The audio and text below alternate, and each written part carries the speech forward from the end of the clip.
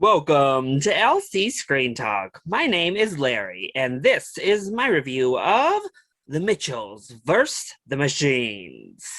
The Mitchells vs. the Machines is a Sony Animations picture that was purchased from Netflix after a certain pandemic forced the theatrical run to be canceled in 2020. So after a name change from Connected to The Mitchells vs. the Machines, Netflix is finally releasing the film both in theaters and then onto their streaming platform, both in theaters April 23rd and then onto their own streaming platform starting April 30th. Written and directed by Michael Rianda and Jeff Rowe, the creators of Gravity Falls, this story follows Katie and her family, the Mitchells, as they embark on a road trip taking her to college. But on the way, the world's electronic devices stage an uprising, leaving the Mitchells to save the world.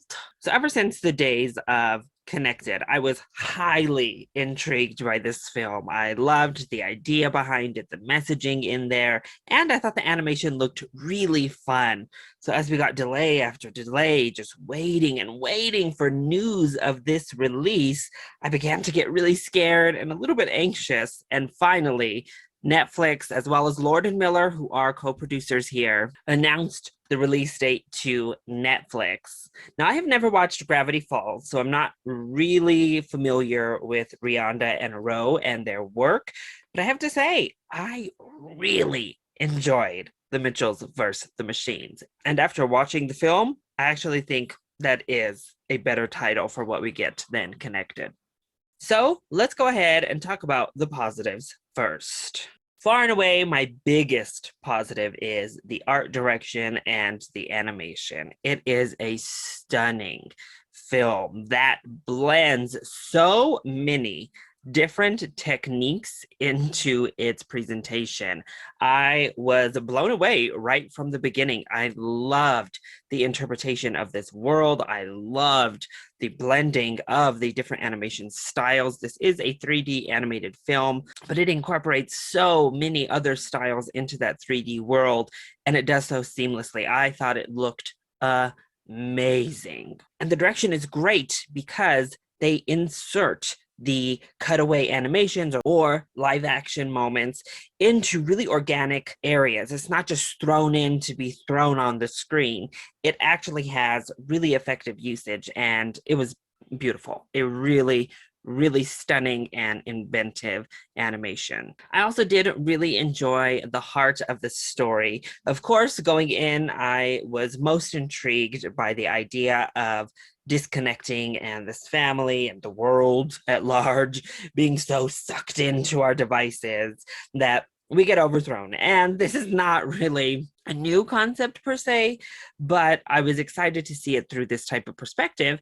And that is definitely one of the shining aspects to the story. First, because they integrate it really well with this heartfelt story. And on the opposite side, this idea of understanding your kids and their world and their interest. But the family bond I thought was really quite sweet, and they do a really great job of making you care about the relationship between these family members. I also thought the film was quite funny. Now, we'll get back into the comedy also in the negatives, but overall, this goes balls to the wall meta. Straight up from the very first to the very last, it is hyper meta, but for the most part, I think it works. There's a couple instances that we'll touch on in a moment, but I thought the humor was smart enough and funny enough. Yes, it's very referential, but for a film about technology and the internet and being connected, I thought it worked well. And the score was great. I thought the original music used was wonderful, and even the music that was added in for the soundtrack was fun as well. And our voice cast is all very good as well. Everybody delivers exactly what they need to deliver to make this a fun, believable time that resonates with the audience. I also loved our main character. Katie was really relatable, and I think she's going to be very relatable to most film fans because she herself is a film fan trying to go and be a director. And yeah, it's not a big part of the film other than a little button on her bag, but we do get some LGBTQ representation here. So that's always a plus, even if I wish it played some other type of role in the film itself, or that we had gotten more indication. Also, I loved the Furby segment in this film. It is so good. And Furbies have full on made a comeback. And what can I say? I'm here for it. And finally, I loved the utilization of that dog. There's this little pug, I believe, but his role to play in the film I thought was really funny.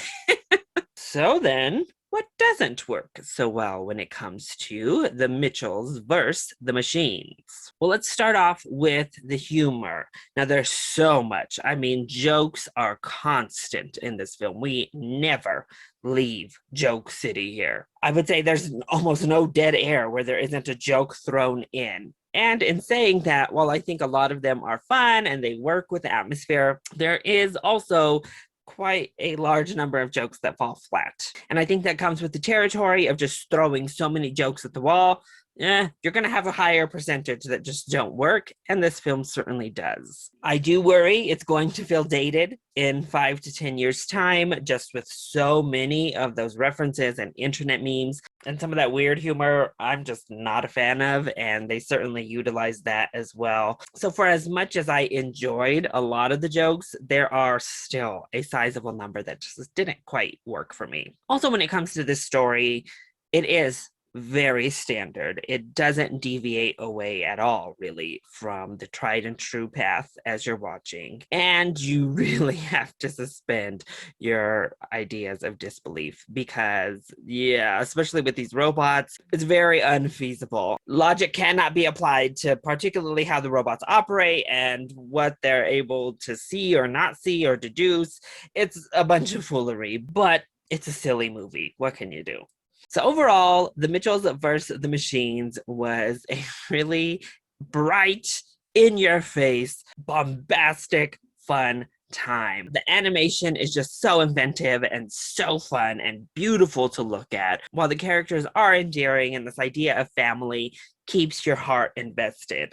So while not everything works with this film, I think the positives far outweigh the negatives here, and this one is certainly worth a watch, either when it debuts in theaters, if it's playing near you, or when it comes to Netflix on the 30th.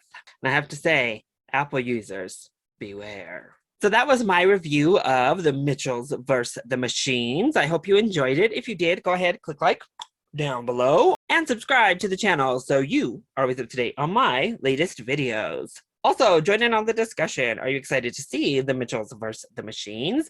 And what is your favorite AI takeover film? Let me know either in the comment section down below, or you can hit me up on Twitter. I love you all so much for your continued support. Mwah! Thank you for watching, and we'll see you next time. Bye.